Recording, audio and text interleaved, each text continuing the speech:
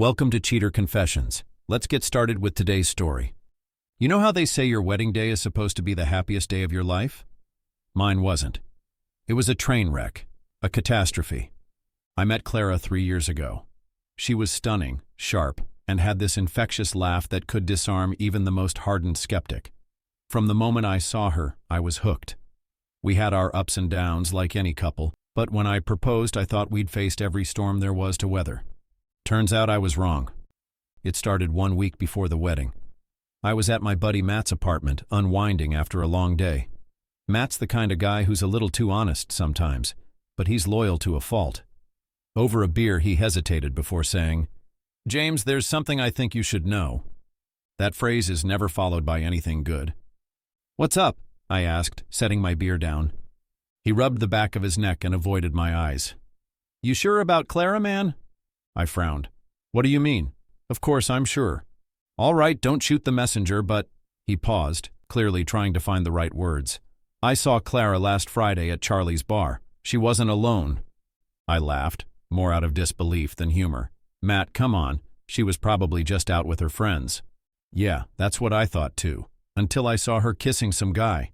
And not a friendly peck, James. Full-on, world-ending kind of kiss." I didn't believe him. Not at first. I told myself Matt must have been mistaken, that maybe Clara had a look-alike wandering the city.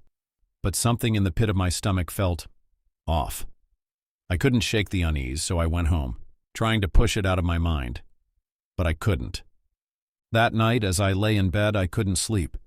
Every time I closed my eyes, Matt's words echoed in my head. She wasn't alone. Kissing some guy. A full-on, world-ending kind of kiss. It didn't make sense. Clara and I were happy, or at least I thought we were. But what if Matt wasn't mistaken? What if the woman I was about to marry wasn't who I thought she was? The next morning, I decided to pay closer attention. Subtle things started standing out. The way she kept her phone screen tilted away from me, the occasional late-night texts she said were from work, the slight tension in her voice when I asked about her plans. At one point, while she was in the shower, I picked up her phone. My hands were shaking as I scrolled through her messages. But there was nothing. No incriminating texts, no calls from unknown numbers.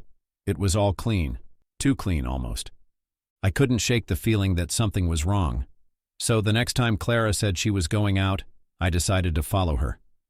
For the next few days, she didn't go out at all. But 2 days before the wedding, Clara got dressed up, more than usual. She wore a fitted dress and high heels, her makeup flawless as she twirled in front of the mirror, clearly pleased with her appearance. Tomorrow was the day, the tradition where the groom couldn't see the bride the day before the wedding, so she would be staying at her friend's house from tonight. "I'm heading out with Sarah and some of the girls," she said, giving me a quick kiss on the cheek. "We're looking at a few things for the wedding and then maybe grabbing a bite. After that, I'll head to Sarah's." "Okay," I muttered, though the words barely left my lips. My mind was already elsewhere, following the trail of suspicion. As soon as she left, I grabbed my jacket, determined not to let this moment slip by. I had to know the truth. I followed her in my car, keeping a safe distance. She drove through the city, weaving through streets, but eventually she pulled over to the side of the road in a quiet neighborhood. My heart raced as I watched her stop the car, get out, and stand by the curb as if waiting for someone. I waited, barely breathing, watching her every move. Then, the man showed up. He approached her, his body language easy and confident. He was taller, wearing a dark jacket, and I didn't recognize him. He greeted her with a smile, and before I knew it, they were kissing. Full on, lips pressing together with an intensity that made my stomach twist. My world seemed to collapse right there in that moment. Clara, the woman I was about to marry, kissing someone else like it was nothing. I couldn't let it go unnoticed. My hands shaking, I quickly reached for my phone and snapped a few photos. The flash was dim, hidden in the dark of my car, but the images were clear. Her lips against his, her eyes closed in passion. I felt sick, but I kept snapping the photos, proof that I wasn't imagining this. They pulled apart, exchanged a few quick words, and got into her car. They drove off, and I immediately started my car again, tailing them. I followed them for miles, my mind a whirlwind of disbelief. until they finally pulled into a hotel parking lot. The building was quiet, tucked away on a side street. Nothing too fancy, but certainly not a place you'd expect a couple to just hang out. They got out of the car and I stayed hidden behind a row of cars, watching them walk toward the entrance. My stomach churned as I took out my phone again, snapping a few more pictures of them walking toward the hotel entrance. Clara's hand was tucked into his, the way they leaned into each other as if they were the only two people in the world. I couldn't just let it go. With my heart in my throat, I parked a little farther down and followed them into the hotel. At the front desk, the receptionist greeted me, and I took a deep breath before asking, "Can you tell me which room Clara Collins is in?" The receptionist frowned, glancing down at his computer screen. "I'm sorry, sir, but we don't have a reservation under that name." I felt my stomach drop, but I kept my composure. "I mean the woman who just walked in a couple of minutes ago with the guy. What room are they in?" The receptionist's eyes shifted nervously. "I'm afraid I can't give you that information, sir." I leaned forward, my voice lowering as I tried to stay calm. "Look, I'm about to marry that woman, and I just saw her walk in here with another man. I need to know what room they're in." The receptionist hesitated, his eyes darting around the lobby as if to make sure no one else was listening. I can't. It's against the policy to give out guest information," he said, clearly uncomfortable. I took a deep breath, my frustration bubbling to the surface. "Please, I'm not here to cause trouble. Just tell me which room they're in. I need to know." The receptionist sighed, glancing over his shoulder before leaning in slightly. "Room 312. But please don't cause a scene." I nodded quickly and gave a tight smile, walking away before he could change his mind. I made my way up to the third floor, my mind racing. I stood outside their door, my ear pressed against the wood as muffled laughter and voices drifted through the walls. I could hear the man's low chuckle, Clara's voice chiming in softly. The sound twisted something deep inside me, but I stayed still, absorbing every moment. They were so at ease, as if I didn't exist. I couldn't just leave now. I needed to hear more, needed to know what was happening between them. I quickly glanced down the hall, then back to the door. Without thinking, I walked to the front desk and booked the room next to theirs, room 311. I couldn't stand the thought of just standing there outside their door, so close, yet so far from the truth. When I returned, I slipped into the new room quietly. I leaned against the wall by the door, waiting for the sounds to continue. Through the thin walls, I could still hear the laughter, muffled but unmistakable. I held my breath, trying to make sense of the chaos in my mind. I didn't want to know this. I shouldn't even be here. But I couldn't stop myself. I slowly pushed open the balcony door of my room to step outside for a clearer view, hoping to catch a glimpse of them through the open sliding doors of their room. As soon as I stepped outside, I froze. I heard the unmistakable sound of their balcony door sliding open. I rushed back inside, heart pounding, pressing my back against the wall as quietly as I could. I didn't want them to see me, didn't want to be caught. Through the thin wall between our rooms, I could hear them laughing again, then footsteps as they both stepped outside onto their balcony. They stood there for a while, talking softly, too far for me to hear their words, but close enough for me to feel the weight of their presence. It seemed like an eternity before they went back inside, and I finally let out the breath I'd been holding. I couldn't take it anymore. I had to know for sure. I looked down at the balcony separating our rooms, the gap between the two not wide enough to stop me. My heart was still racing, but I forced myself to move, creeping along the edge of the building. I jumped lightly, landing on their balcony with barely a sound. Slowly, I approached the sliding door, my hands trembling. I reached out and pushed it just slightly, enough to see inside. Through the gap, I could see them in the dim light of the room, tangled in the sheets. They were kissing, hard, desperate kisses. Their clothes began to come off piece by piece, and I felt a knot tighten in my chest, my whole world spinning as I watched it unfold. I didn't want to do this, didn't want to see it. But I couldn't look away. In a panic, I pulled out my phone, trying to stay as silent as possible, not making a single noise. My breath hitched as I started recording, standing there, just behind the curtains, watching as they continued, oblivious to my presence. Every second felt like an eternity. I kept recording them for about a minute, feeling both sick and numb, unsure of what to do next. Finally, I stepped back as quietly as I could, carefully jumping back onto my own balcony, my legs shaking beneath me. I stood there for a moment, heart still pounding in my chest, trying to process everything I had just witnessed. I couldn't believe what was happening. Clara, the woman I was about to marry, was cheating on me just 2 days before our wedding. The betrayal hit me like a physical blow, and I was paralyzed, unable to comprehend the gravity of what I had witnessed.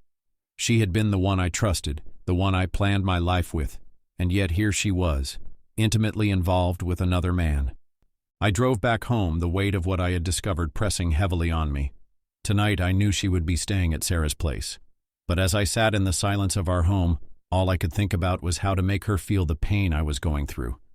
The anger inside me was burning, and the thought of her walking down the aisle in 2 days, pretending everything was perfect, made my blood boil.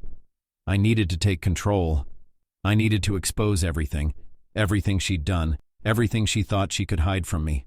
I needed revenge, and I was going to get it. The wedding day arrived, and as the guests began to gather at the venue, the anticipation in the air was palpable.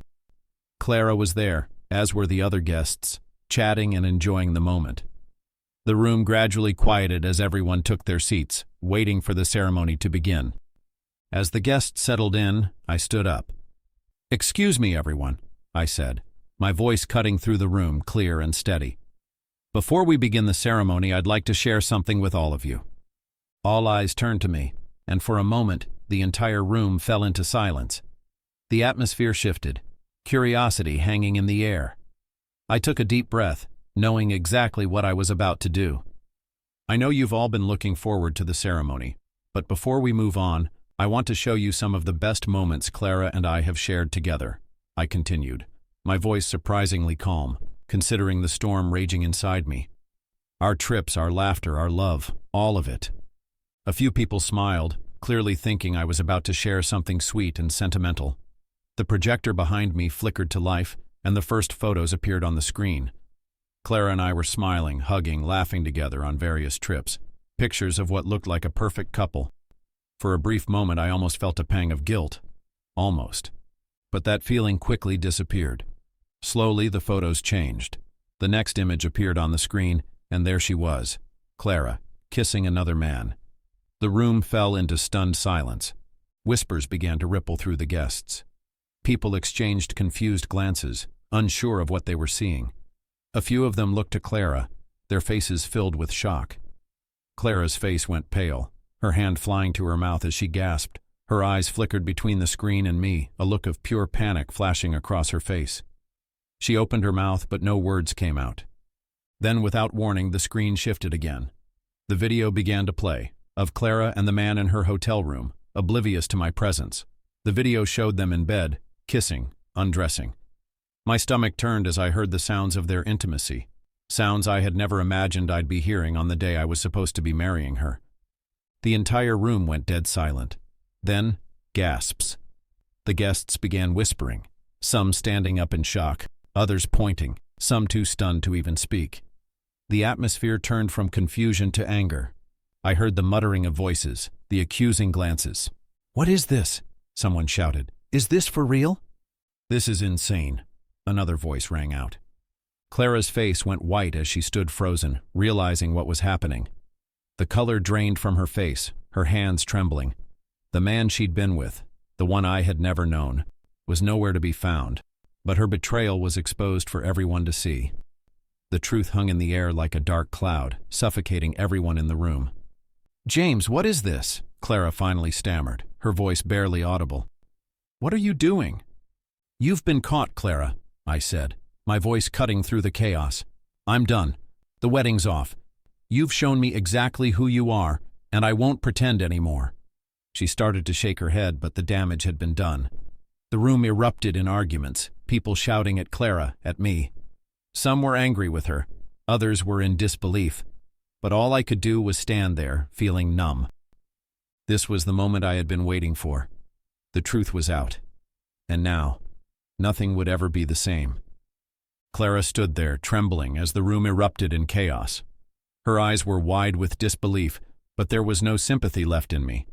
She had betrayed me, and no amount of explanation could fix it now. "James, please, let me explain," she pleaded, her voice cracking, but I couldn't listen anymore. The damage had been done. The guests were divided, some furious with her, others still in shock. But I didn't care. The woman I had loved, the woman I was about to marry, wasn't the person I thought she was. I turned away, not wanting to see her anymore. The wedding that was supposed to be the happiest day of our lives was now a nightmare. She wasn't the future I had imagined. Without a word, Clara turned and walked out. People tried to console her, but I didn't move. There was no going back. The truth had been exposed, and I was free. As the room emptied and the guests left, I felt a strange mix of relief and pain. The woman I had once trusted was gone, and so was the life I thought we would have.